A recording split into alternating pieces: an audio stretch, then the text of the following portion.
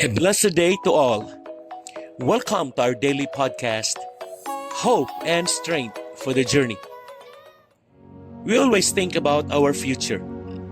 We want to be sure of our tomorrow. That is why we make plans, and we will do everything to make our plans possible. Ang malungkot na katotohanan, as we take our steps on the road of making these plans possible, many times, we reach the dead end. Ang tanong, ano na ang ating gagawin? We may be facing a dead end right now and we are immovable. Maybe we are at the dead end of our finances.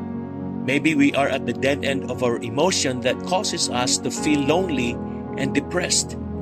Maybe you are at the dead end of your physical health.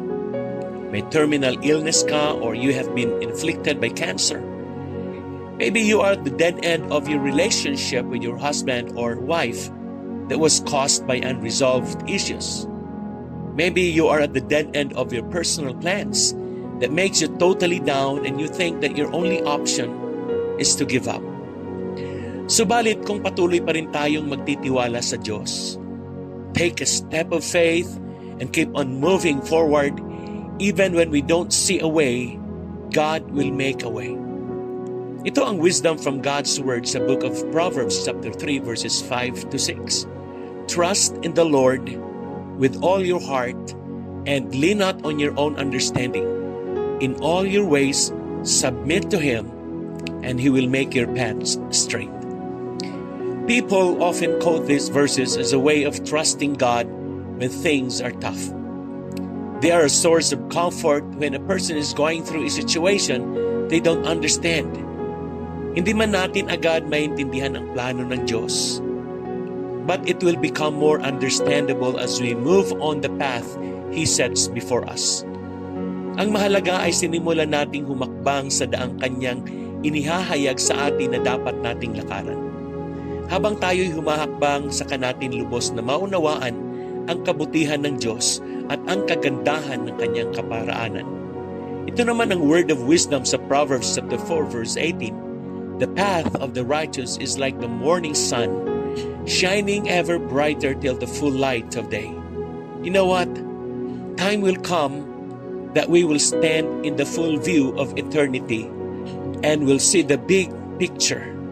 Makikita natin ang ganap at kabuuan ng layunin ng Diyos, at ang daan na ating nilakaran ay special pala na pinili at inilaan para sa bawat isa sa atin. Subalit sa kasalukuyan, sundin muna natin ang sinasabi sa Proverbs chapter 3 verses 5 to 6. Trust in the Lord with all your heart and lean not on your own understanding. In all your ways, submit to Him and He will make your paths straight. Manatili tayong matyagang maghintay, umasa ng lubos na ating mararating ang kaganapan ng magandang layunin ng Diyos sa ating mga buhay. God knows what He's doing. He knows what is best for you and me. And we can trust Him because He is good.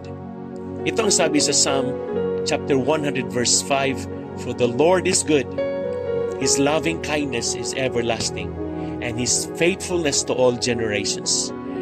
We may not be able to see the end result, but God can.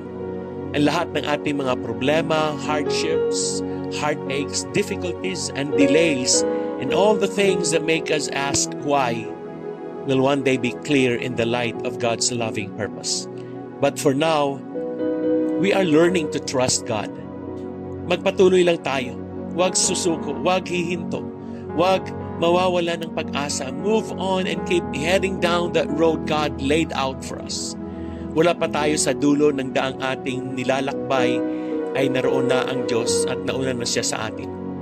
Nakita na niya ang kabuuan ng ating hinaharap. Ngayon habang tayo naglalakbay, nariyan din ang Diyos at sinasamahan at ginagabayan niya tayong humakbang. Ang sabi nga sa Acts chapter 17 verse 28, In Him we live and move and have our being. Following God's way in every situation will lead to peace and success, and we have no reason to worry. When God is in charge, He brings good out of a miserable situation and makes sure we are victorious. Let's trust God always, and our path will be secure and stable. Let us pray. Dear God, help us to trust in you with all our heart.